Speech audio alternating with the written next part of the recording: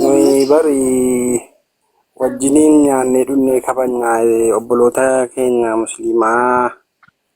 waan akka kanaa feera bari iddoo tokko tokkotti miirri jibbaa sun jiraata malee sirrii miti amantaa namaatiif miira jibbaa qabaachuun jechuun barbaada warra koomintiidhaan sidheekkameef mirgaa kana dabarsa. Thank you. Jiran beektaa miira jibbaa osoo hin ta'in gabaabdumatti miira jibbaa osoo hin ta'in dhugaa fakkeenyatti wanta amantiin kan keessiin jedhe wayii hojjechuun qabatamaa mul'isuun miira jibbaan jedhama. Miiruma jaalalaa jedhama. Gar fakkeenyatti nabii keenya hidhannan alayhi salaatu wassalaam hojii barbaachise waliin daldaluu waliin ollummaa geggeessuu ollaan sadiitti qoodama. Fakkeenyatti ollaa aanaadhaa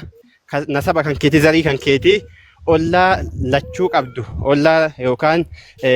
rahimummaallee qabaattee ka islaamummaallee qabu kun ammoo ollaa amantaa kaan fakkeenyatti yoo inni du'e awwaalachuu yoo dhibame gaafachuu obbolummaa qabda obbolummaa foonii qabna ollummaa qabna haqa qabna fakkeenyatti amantaa islaamaa waan wayii yoo hojjetinnaan jedhe waan san dirqama hojjechuu qaba waan san waliin geggeessee naan jedhe dirqama geggeessuu qaba. Nabiin keenya waliinis hojjetanii waliinis jaalala bareedaa mul'isanii nu mul'isa waan ta'eef miira jibbanaa hin jedhamu kallattiisanii wajjin adeemuun jechuu kooti anis yaada akkasii akka hin fudhanne jechuu barbaadeeti fakkeenyatti. Qoy nuurulaa wanti naan galle tokko maalidha beektaa amantii keessan irraa dhorkaa fakkeenyaaf amma addisuun yoo bakka geessan naan jedhee addisaaf baanee dhorkaa. نورو أنس جنا برشوا جرا هندو ورب سبحانه وتعالى ولا تعاونوا على الإثم والعدوان وتعاونوا على البر والتقوى ولا تعاونوا على الإثم والعدوان لقيسه ربين بقنا كنا كيستي بقنا صدفة لا كفسة آية تكفر ماجدة لقيت أمي يا وتعاونوا على البر والتقوى ولا تعاونوا على الإثم والعدوان فكينتي amantaan kun amantaa kiristaanaati amantaan kan kee fakkeenya amantaa kamiyyuu ta'e kallattii jiru waliin jiraachuudha malee fakkeenyatti dhugaan laman ta'u dhugaan takkattiidha wal sossobuun hin ta'u dhugaa akka ragaadhaan kan mirkanaa'uu danda'u atis dhugaadha itti haa ta'u anis dhugaadha amantaan kiyyaadha garuu rabbi biratti amantiin dhugaa takkattiidha waa wayii kallattiin sun hin ta'u kallattii islaamaatis sirrii eegade kallattii san waan qabu gargaaramee ragaa qabu gargaaramee ifa islaamummaan sirriidha siin jechuu qaba malee haga amantiin takkattiidha haxi takkattiidha osoo waliin jennu achi irratti baga akkas taate baga geesse waliin jechuun ammoo du'aayii walii kadhachuudha achi irratti haa jabeessu jechuudha. Kanaaf amantaan islaamummaadha kanaan malee ija sirriitiin ala silaaleetii miti ija faallaa hin taaneen silaalee osoo hin ta'in kallattii shari'aan jedheen waliin daandii bareedaa irratti waliin deemna daandii shari'aan hin deemin naan jedhe irratti waliin deemuu hin dandeenyu obbolummaa fakkeenyatti anam obboleessan qaba obboleessa ijoollee pheenxee ta'anis qaba ortodoksiis qaba dhugaa wasii hime fakkeessuuf osoo hin ta'in siyaasa wanniif osoo hin ta'in dhugaan qaba dhugamasii himanii nan qaba ijoollee abbeerota tiyyaa nan qaba fakkeenyatti waliin jiraanna bakka faallaa islaamummaatitti waliin hin deemnu bakka islaamummaa waliin deema waliin hojjedha waliin nagada waliin nyaadha waliin dhugaa waliin uffadha walirraa uffadha naan jedhetti dirqama kiyyatti hojjedha argite ani garuu kuni waan rakkoo qabu natti fakkaatu yoo baga geesse ittiin jedhe yoo waan rakkoo qabu natti fakkaatu dhugaa dubbachuu nyaata walirraa nyaachuu dandeenya garuu ila fakkeenyatti yoo ati qalche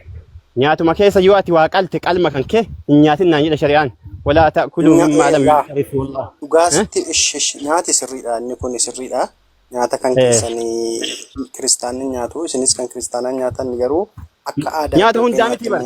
nyaata hundaa miti nyaata hundaa osoo hin ta'in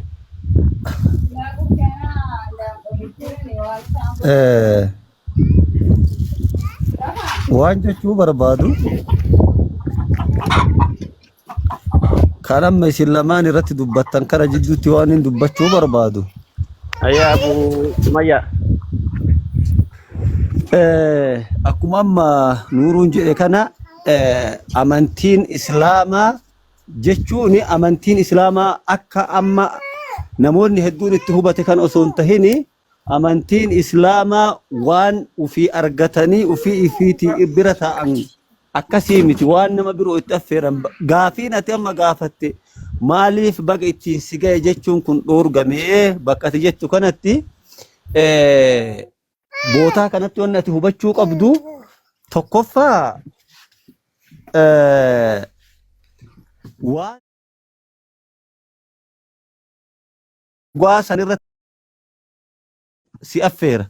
waan dhugaa mitii jedhee ibse tokko akka ati immoo waan sanirra hin turre si affeera waan sani malee akka amma nuuruun jedhe guruu kana dhiiftee ummanni akka irraa fayyadatu gootee ummataa kennitee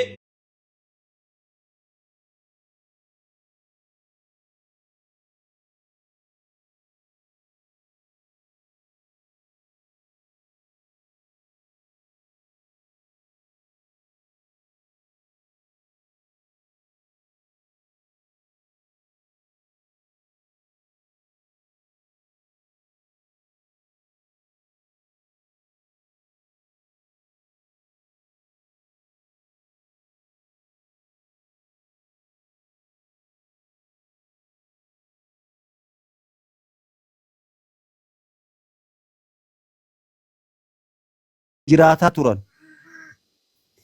Akka har'a namoonni tokko tokko islaamummaa irratti barreessanii waan akkasii akkana maal jedhan san osoo hin ta'in walumaa galatti wanta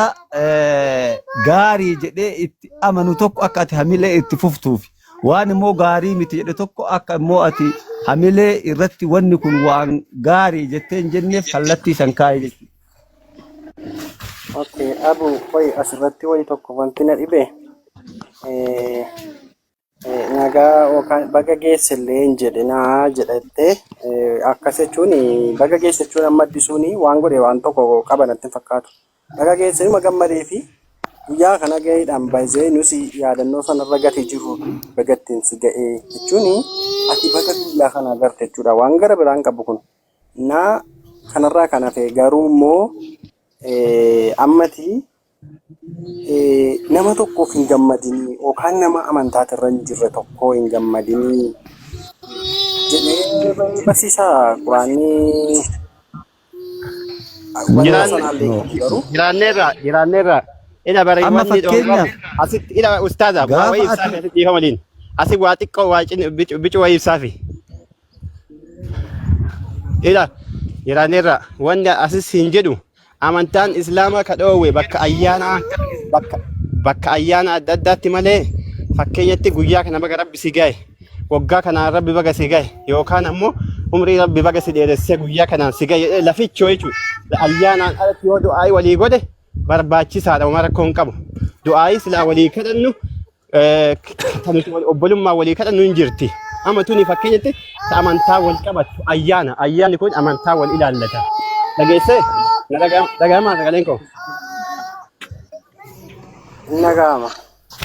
Laficho yoo du'aayii walii goone baga rabbi fayyaa sii kenne baga rabbi nagaa sii kenne baga rabbi qabeenya akkanaa sii kenne baga guyyaa kana jiraattee obboleessa kiyya qaalii baga jiraattee guyyaa kana rabbi si gahe yoo jedhee si eebbise rakkoo hin qabu waan amantaa wal qabatu irratti ammoo dhugaa jirtu walii himan ila dhugaa jirtu walii himan rabbiin dhugaa jaalata osoo hadhooftillee وللحق ولو كان مرا رسول ربي عليه الصلاة والسلام وسو هرجيس اللي تأيه هيت وان جدًا بيكتامي حتى يوكيست وسو هيت ولا تأيه لقى دبّت النبي كان our messenger peace and mercy be upon him إله so إذا كان تأيه وبليتكي قالي خلتي سنين هبت فكيتي خلتي نمني هبتوفي نمني فكي شين يجتو دندا an sheekaa miti anaa miti kalaallamu keeyyata shari'aati ilaallamu malee ebaluu jedheef awwaa wayii jechuun danda'u ebaluu jedheefi hidhannoon keenya nabi Muhammad alayhi salaatu wassalaam hidhannoon keenya kitaaba isaan nuu kayaate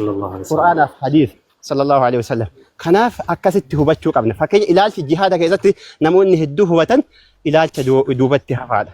ilaalcha dadhabaadha jihaada fakkeenya jechuun duula lola geggeeffame jidduu nabiyyiidhaa fi sahaabotaa fi uummata kaawwanii jidduutti jechuudha. Nabi Muhammad alayhi salaatu wasalaam jihaada san keessatti fakkeenyaaf sii kaase anamma. fakkeenyaaf. Nuuru, Yes. Nuuru.